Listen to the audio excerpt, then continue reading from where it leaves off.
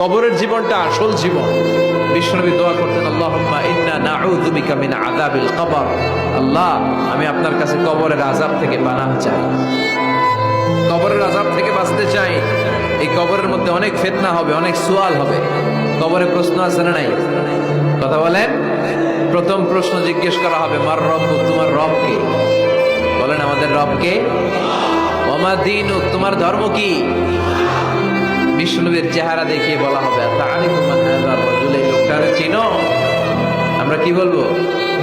আমরা চিনি, উনি আমাদের প্রিয় রাসূল মুহাম্মদুর রাসূলুল্লাহ সাল্লাল্লাহু আলাইহি ওয়াসাল্লাম।